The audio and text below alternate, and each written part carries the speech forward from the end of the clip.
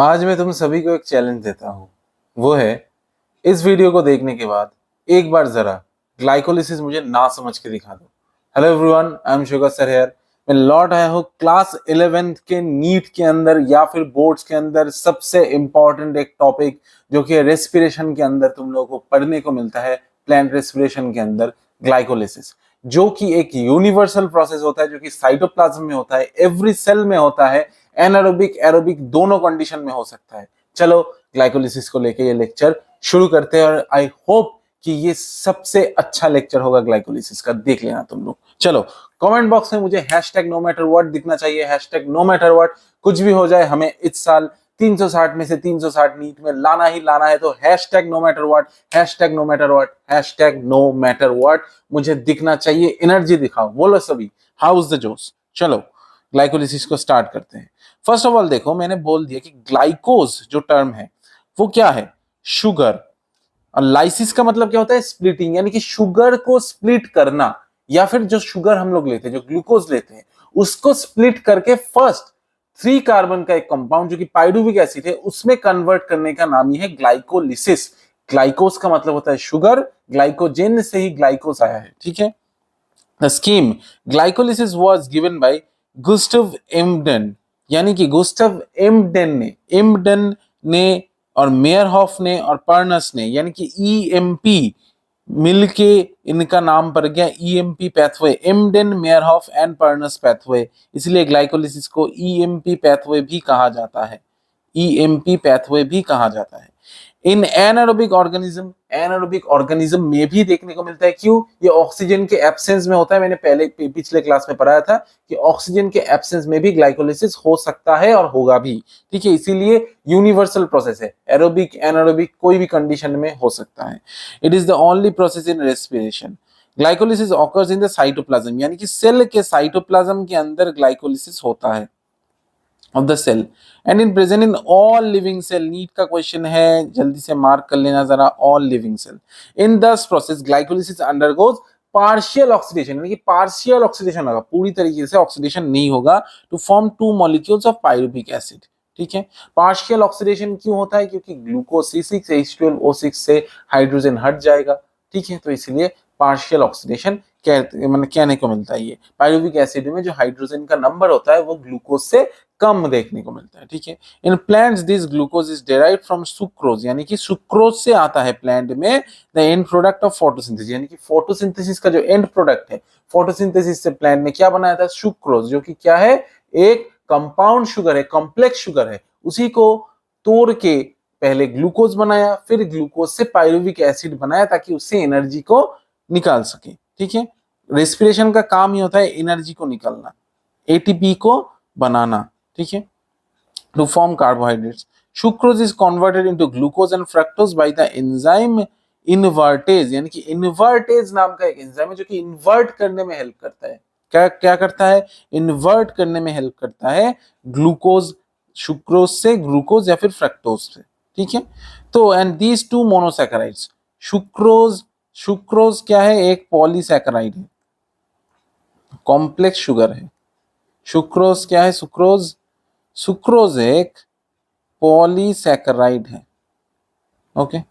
लेकिन ग्लूकोज और फ्रक्टोज ये क्या है? मोनोसैकेराइड है, मतलब एक ही कार्बन है इनके अंदर।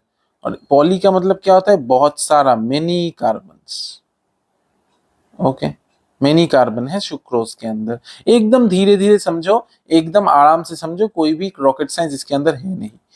इंटरग्लाइकोलिटिक pathway, glucose and fructose are phosphorylated. Phosphorylated का मतलब क्या होता है? इसके अंदर से एक फास्फोरस को ऐड कर दो। किससे? पहले एटीपी दे दो, उससे एडीपी बना दो। यहां से देखो एडेनोसाइन ट्राइफॉस्फेट, यानी कि 3 फॉस्फेट था, यहां से निकल के इसको क्या कर दो? एडीपी, यानी कि 2 फॉस्फेट बचा रहा और एक फॉस्फेट को दे दिया। कहाँ दे दिया? यहाँ पे। क्यों दिया? ग्लूकोज 6 फॉस्फेट बनाना है इसीलिए दिया, ठीक है। To give rise to glucose 6 phosphate, यानी कि ग्लूकोज के अंदर हम लोगों ने क्या किया? 6 नंबर पे एक और फॉस्फेट क्या कर दिया? जोड़ दिया, ठीक है, तो इस एटीपी का एक फॉस्फेट यहाँ पे जुड़ गया, phosphate by the activity of the enzyme hexokinase. अब ये हेक्सोकाइनेस का काम क्या होता है? हेक्सोकाइनेस हेक्सागोनल स्ट्रक्चर को ब्रेक करता है, यानी कि ग्लूकोज का जो हेक्सागोनल या फिर जो 6 कार्बन वाला स्ट्रक्चर है, हेक्सागोनल स्ट्रक्चर है, उसको ब्रेक करके उसके 6 नंबर पे एक फॉस्फेट लगाएगा, इसीलिए हेक्सोकाइनेज बोलते हैं। This phosphorylated form of glucose then isomerises to product fructose 6 phosphate, यानी कि इसका ही आइसोमर फ्रक्टोज 6 फॉस्फेट में कन्वर्ट हो जाएगा ये आइसोमरेज नाम का एंजाइम से। आइसोमरेज क्या करता है? आइसोमर यानी कि नियर अबाउट सेम दिखने वाला स्ट्रक्चर वो बना देगा, ठीक है। ग्लूकोज 6 फॉस्फेट से फ्रक्टोज 6 फॉस्फेट बना दिया। अभी इससे फिर से एक एटीपी लेकर और फ्रक्टोज 1,6 बिस फॉस्फेट बनाएगा। बिस का मतलब क्या होता है? BIS का मतलब क्या होता है? 2 बिस फॉस्फेट, यानी कि 1 नंबर और 6 नंबर में फिर से एक एटीपी से फॉस्फेट लेके फ्रक्टोज 1,6 बिस फॉस्फेट बना देगा। Subsequent steps of metabolism of glucose and fructose are same, यानी कि ऐसा ही स्टेप्स ग्लूकोज और फ्रक्टोज दोनों में ही देखने को मिलेगा।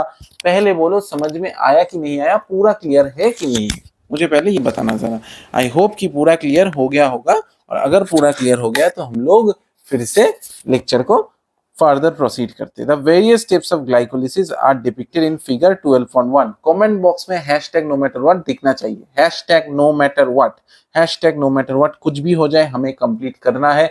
मुझे एनर्जी से पढ़ाना है, तुम्हें एनर्जी से पढ़ना है, इसलिए दोनों को एनर्जी में रहना जरूरी है। नीट में तगड़ा कंपटीशन हो रहा है, मैं जानता हूं कि मेरे बच्चों के अंदर इतना क्वालिटी जरूर है कि 360 में से 360 इसी क्लास से लेके आए। चलो, steps of glycolysis are depicted in glycolysis a chain of 10 reaction, यानी कि 10 रिएक्शंस होते हैं। मार्क करो कितने रिएक्शंस होते हैं? 10 रिएक्शंस, एक लाइन भी मत छोड़ना एनसीईआरटी का। 10 रिएक्शंस होते हैं, तो कितना रिएक्शंस होगा ग्लाइकोलिसिस के अंदर? 10 रिएक्शन, 10 स्टेप, ठीक है। चलो, under the control of different enzymes take place in produce to produce pyruvate, यानी कि पाइरुवेट 8 आ गया लास्ट में तो एसिड होगा। पाइरुवेट का मतलब क्या है? पाइरुविक एसिड ग्लूकोज से बनाएगा। While studying this step of glycolysis please note the steps at which utilization of synthesis of ATP in case of NADP NADH plus H plus takes plus, यानी कि ये जो स्टेप है जहां पे कि NADH प्लस बन रहा है और यही आगे चल के 3 ATP देगा जब ये ETS यानी कि इलेक्ट्रॉन ट्रांसपोर्ट सिस्टम में एंटर करेगा। तो NADH से ATP बनवाने के लिए ETS में जाना जरूरी है, क्योंकि मैंने बताया था कि NADH चेक की तरह काम करता है कि सब जगह पे तोड़ा नहीं जा सकता। बैंक जाओगे तभी जाके कैश मिलेगा। ATP क्या है? कैश की तरह है, कहीं पे भी यूज कर सकते हो, ठीक है। ATP is utilized at 2 steps. First in the conversion of glucose to glucose 6 phosphate. Glucose से ग्लूकोज 6 फॉस्फेट बनाओगे तो ATP को तोड़ के ADP तो देना पड़ेगा ना रे बाबा, क्योंकि यहाँ पे फॉस्फेट तो लग रहा है जो कि यहाँ पे जा रहा है। और क्या, 6 फॉस्फेट से जब फ्रक्टोज 1,6 बिस फॉस्फेट बनाओगे सेकेंड स्टेप में, जब और एक फॉस्फेट ऐड कर रहे हो, इसके बाद क्या बन गया? ट्रायोस फॉस्फेट बन गया। क्या बन गया? ट्रायोस फॉस्फेट, यानी कि एक एल्डिहाइड बन गया। क्या बन गया? एल्डिहाइड बन गया, ठीक है। तो ग्लूकोज से एल्डिहाइड बन रहा है, यानी कि CHO बन रहा है, ठीक है। ग्लूकोज क्या है? एक अल्कोहल है। ग्लूकोज क्या है? ग्लूकोज क्या है? कैसा स्ट्रक्चर है? ग्लूकोज कैसा स्ट्रक्चर है? एक C6H12O6। तो ग्लूकोज के अंदर तुम लोगों को एक एल्डिहाइड देखने को मिलता है, एल्डिहाइड ग्रुप यानी कि CHO ग्रुप देखने को मिलता है ग्लूकोज के अंदर, ठीक है। ग्लूकोज के अंदर एक एल्डिहाइड ग्रुप तुम लोगों को देखने को मिलता है, और उसी के बाद ट्रायोस फॉस्फेट यानी कि ग्लिसरल्डिहाइड 3 फॉस्फेट यहाँ पे बन जाता है, ठीक है।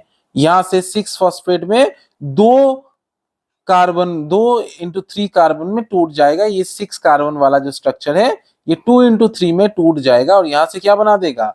यहां से बना देगा ट्रायोस फॉस्फेट और ट्रायोस फॉस्फेट। ये देखो ट्रायोस फॉस्फेट दोनों ही है, लेकिन दोनों आइसोमर है। Glyceraldehyde 6 phosphate dihydroxy acetone phosphate, जो कि कीटोन है, और यहाँ पे एक एल्डिहाइड है। तो एल्डिहाइड और कीटोन में कन्वर्शन होता रहता है।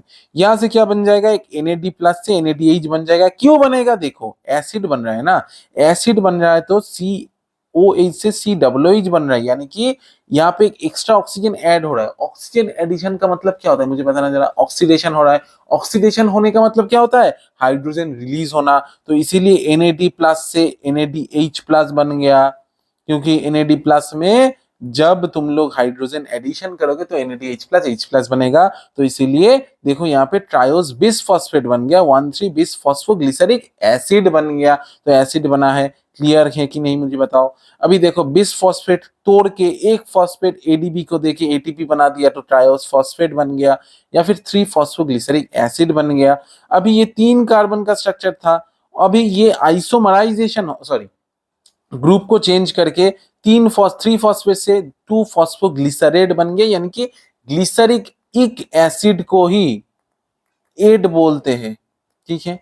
तो यही glyceric acid glycerate, 2 phosphoglycerate 3 phosphoglycerate था, 2 फॉस्फोग्लिसरेट बन गया। अभी यहां से H2O को रिलीज कर दिया, यानी कि वाटर को बाहर निकाल दो, तो क्या बन गया, फॉस्फोएनॉल पाइरुवेट बन गया 2। अभी यहां से फिर से एक अगर फॉस्फेट, ये फॉस्फो से फॉस्फोएनॉल पाइरुवेट से फॉस्फो को हटा दो, क्या बन जाएगा, पाइरुविक एसिड बन जाएगा। तो फॉस्फेट को हटा दिया तो पाइरुविक एसिड बन गया। देखो कितना ATP बन गया, एक ATP, 2 ATP 2 स्टेप में, और यहाँ पे कितना 2 ATP खर्च भी हो गया, लेकिन NADH तो बनाना रे बाबा। तो कितने का लाभ हुआ मुझे बताओ कमेंट बॉक्स में जल्दी।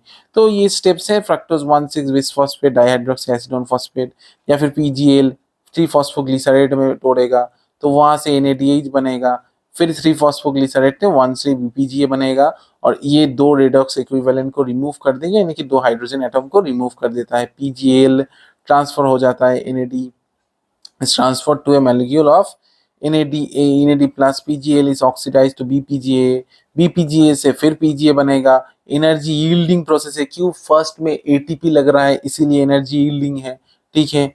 और क्या है, एनर्जी बन भी तो रहा है ना, ठीक है। तो energy is trapped by the formation of ATP। Energy yielding का मतलब क्या होता है, एनर्जी यील्डिंग का मतलब एनर्जी यील्डिंग का मतलब होता है एनर्जी को बनाना, यानी कि ATP बन रहा है। तो पिप बन गया, ATP सिंथेसाइज हो गया, पायरुविक एसिड की प्रोडक्ट बन गया, ठीक है। तो ग्लाइकोलिसिस बन गया। These are lactic acid fermentation, बहुत जगह पे डिफरेंट टाइप में ग्लाइकोलिसिस बन चलता है, जहाँ पे लैक्टिक एसिड का फर्मेंटेशन होता है, अल्कोहल फर्मेंटेशन और एरोबिक रेस्पिरेशन, ये सब चीजों में देखा जाता है। Fermentation takes place under anaerobic condition in many prokaryotes, जहाँ पे पूरी तरीके से ऑक्सीजन का कोई भी रोल नहीं होता है, पार्शियल ऑक्सीडेशन होता है, मतलब होता है। तो यहाँ पे देख सकते हो पायरुविक एसिड बन रहा है, लेकिन वहां से लैक्टिक एसिड बन रहा है और इथेनॉल और CO2 में कन्वर्ट हो रहा है। ये हम लोग नेक्स्ट लेक्चर में पढ़ेंगे।